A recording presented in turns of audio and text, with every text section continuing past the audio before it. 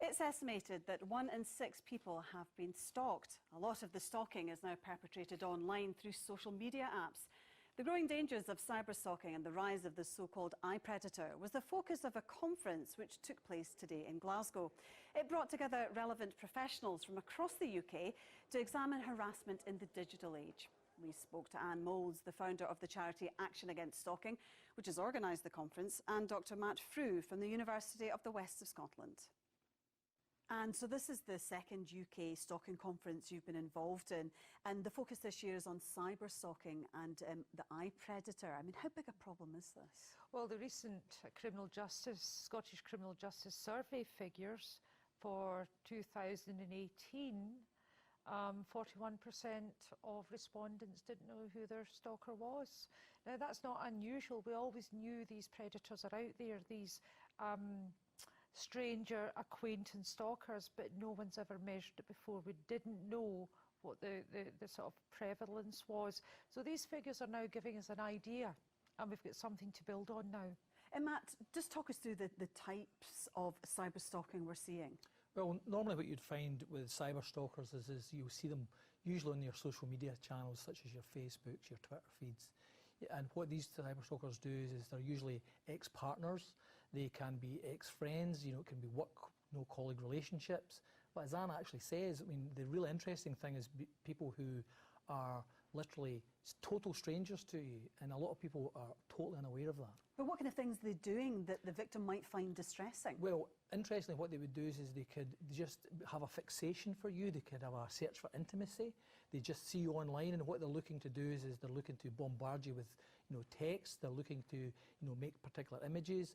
And we've moved to new technologies such as creating what we call deep fakes, which is the ability to superimpose images on even you, Rona, and have you doing things that are really, really, horrendous. And this actually destroys people's lives, that's really what people need to know about cyberstalking and IPredators. Well, one of the big problems, we're interested in young people. Stalking young people, these predators after children. And they're using fake profiles, they're using fake identities, and they're targeting young people. It's the grooming behaviour. Now, that's fine while they stay online, still not good. But what we know is that they can come offline at any time. And that's where the dangers, we need to start being aware that young people are using the internet more and more and more, and these predators are on that internet. So how does it spill over then from the social media platform to actually meeting in person? Can they find the person, and is that a similar, is that a pattern that you see, Matt? Absolutely. They can do geolocation, so we can literally geolocate you through things such as simple as Snapchat. So you can, all the kids are on Snapchat, so they can be geolocated, and they give this willingly. On Twitter, you give off your location on your Twitter feed, so you can be seen and they can be tracked, they can be profiled, they can be groomed, as Anne's actually saying, and then it actually spills over.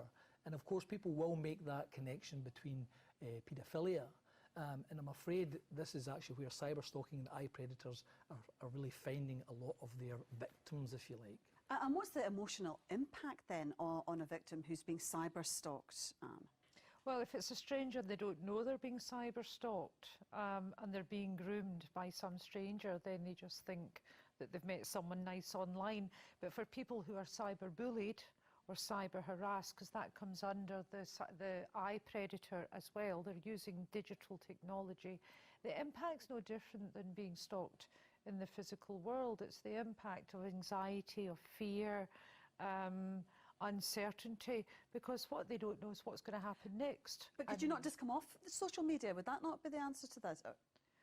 Well, no, because they'll find another means, because we know a lot of ex-partners are using social media, they're using the internet to track, to locate, to survey, but they still will stalk in the physical as well. So coming off it's not the solution, because they can still come into the physical. Okay, that's absolutely terrifying, isn't it? And what's the kind of a typical profile then of an IPredator? Well, the thing is they come under different types. Say basically they can be, there's a typology, if you like, of stalkers. You've got your classic predator who have predatorial behaviours. You have the people who are resentful partners. You have people who are just seeking intimacy. So there's a number of different profiles that they actually have.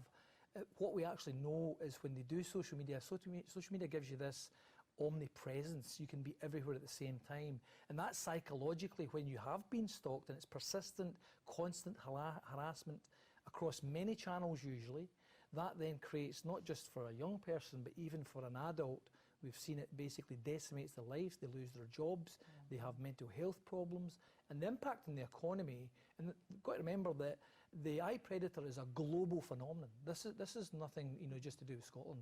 It's absolutely everywhere. So what can we do to address this then? That was part of the discussion at the conference today. And, we're talking to police, we're talking to Crown Office. They cannot keep up with the changing nature of technology. Technology is changing so quickly that their interventions, by the time they apply them, technology's moved on. So we are talking to Victim Support Europe, we're working with a lot of partners, and I think what we're going to have to start talking about are these global initiatives to try and combat or to try and stay abreast. And that's why we're working, Action Against Stalking is working with the University West of Scotland and Professor Matthew Frew, because we have to see where it's going. We can't keep just retrospectively responding. We have to have an understanding of where we're meant to be. So difficult for the police to keep up with technology, Yes, and they have to. What do you think the best thing forward is then, Matt? Really, really difficult for the police. The police, even today's conference, were demonstrating that they are not skilled enough. They need that skills. They're under-resourced. We all know that. Our health professionals are exactly the same. And of course, they're dealing with Interpol and with basically pan-European services. And of course, as everybody was bringing up today, at a time when we're talking about Brexit, we're talking about the break-up of the European Union, this just makes things worse, but actually plays into the hand of the IPredator, because they have frictionless borders, because the IPredator is born global. Yeah, okay. Well, it's a terrifying thought, but thank you both very much indeed for joining us this evening. Thank you. Thank you. Thanks. And if you're affected by stalking or need advice, you can contact the National Stalking Helpline on 0808 802 0300, and it's open every weekday.